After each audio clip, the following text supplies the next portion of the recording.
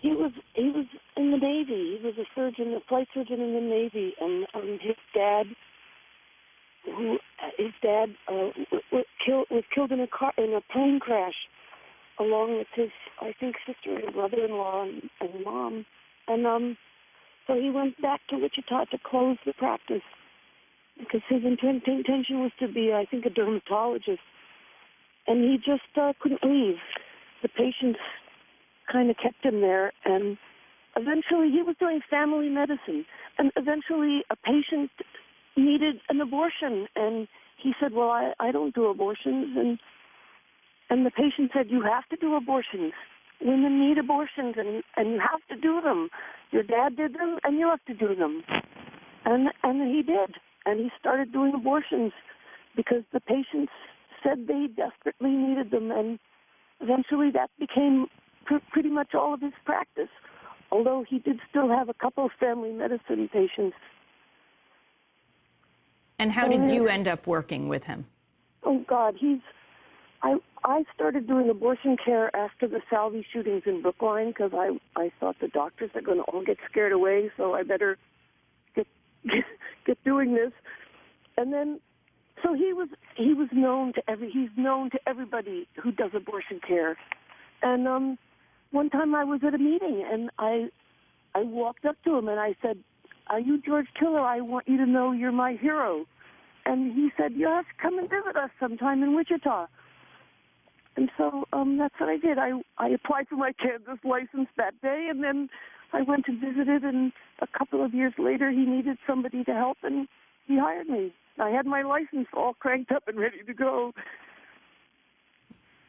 And so how often did you go to Wichita from California?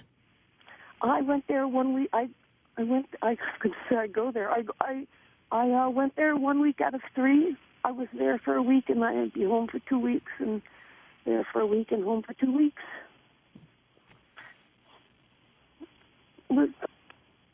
Yeah. And your reaction to his death yesterday, did the murder of Dr. Tiller surprise you? Oh, well, I mean, in a way, it didn't surprise me because, of course, he knew that this could happen, and everybody knew it could happen, but did it surprise me? Yes, I didn't think it was going to happen. I just knew it could happen. I'm stunned. I'm shocked. What's going to happen to all those patients? Where are they going to go? We got patients from all over the world. We have patients. The walls of that clinic are lined with letters from people who said, you saved my life. You know, what about those patients in New Zealand who are happily pregnant and find out at 30 weeks that their baby doesn't have a brain, or, you know, that their baby has something horrible wrong? We took care of those people from all over the world. What's going to happen to them? Will you continue going to Wichita, to the clinic? Well, I will, as long as the clinic is open. I just don't know if the clinic can survive this, because Dr. Tiller he had roots in the Wichita community that went back 2 generations. You know, it took that to keep that clinic sort of operative in the environment of Wichita, where, you know, the mayor is anti-choice, the city attorney is anti-choice, so law enforcement, you know, had their hands tied. They couldn't enforce the law, and I don't know. I don't think that clinic can go on for too long without Dr. Tiller to sort of interface with the community. I have no roots in that community, so I don't. I wanted to bring Ellie Smeal into this conversation, president of the Feminist Majority Foundation, and read you the comments of Randall Terry, the head of Operation Rescue. They said after Dr. Tiller's murder, Randall Terry said, Dr. Tiller was a mass murderer. I grieve for him that he did not have an opportunity to properly prepare his soul to face his maker. Unless some miracle happened, he left this life with his hands drenched with the innocent blood of tens of thousands of babies that he murdered. Surely there will be a dreadful accounting for what he has done. Ellie Smeal, your response. You work with Dr. Tiller for decades. Well, Randall Terry doesn't know what he's talking about, and that's one of our problems, is that there's such ignorance on this subject. And, you know, Dr. Tiller saved countless women's lives, just as Dr. Robinson said every day he was thanked by women whose lives he saved. He was a humanitarian, a person who, I think his family said it so well, he was dedicated to women and to women's rights everywhere, and he did what he knew he should do as a skilled physician. And Randall Terry has been a person who has been outside these clinics screaming and hollering, but he doesn't know anything about really medicine and women's health. How did you first meet Ellie Smeal? How did you meet Dr. Tiller? What has your work been with him over the decades? Right. The encounter I remember the most is when his clinic was being so heavily picketed in '91. And I talked to him extensively about, I felt that he shouldn't close the clinic, and that they wouldn't honor. They said if he closed it a week that they would go away or something, and of course he did, and that just gave them more steam, and they were outside his clinics for weeks. It was horrible. And he said, will you come?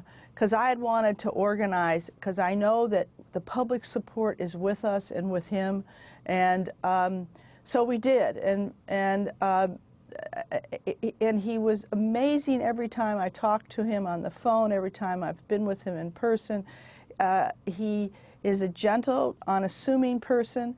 I think often he really thought that these folks were just misguided, or they didn't understand, or they were being driven by a religion. He sometimes was too generous to them, but he always had courage. I don't even think he thought it was courage. He thought he was doing the right thing. And so anyway, we've been organizing. We do clinic defense work all over the country. We've tried to help him.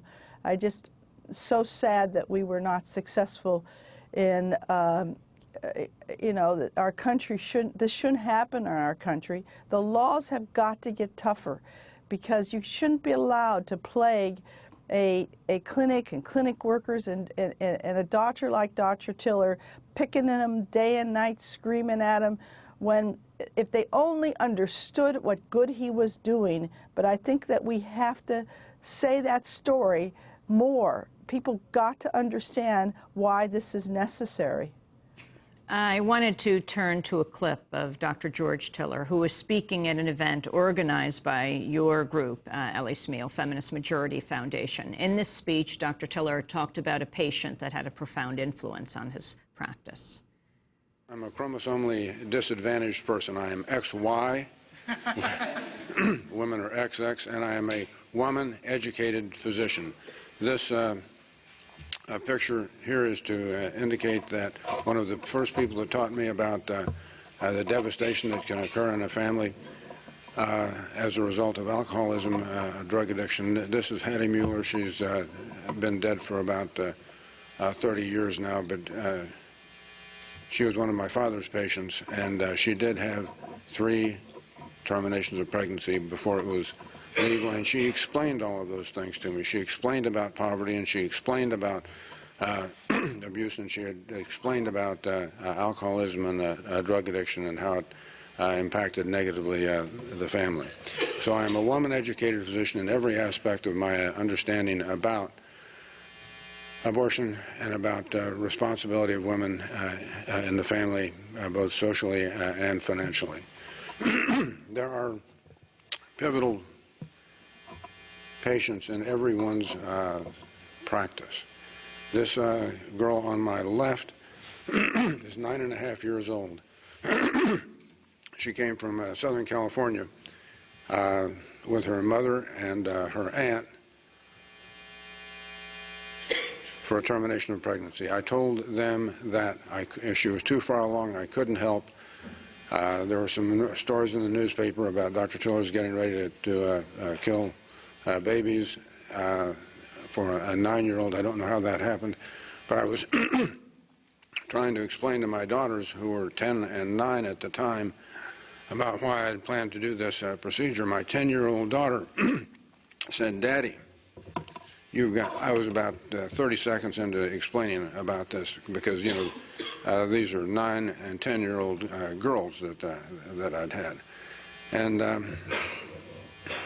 what Jennifer said was, Daddy, a 10-year-old girl, a 9-year-old girl shouldn't be pregnant, and simply not by her father or her grandfather or her uncle.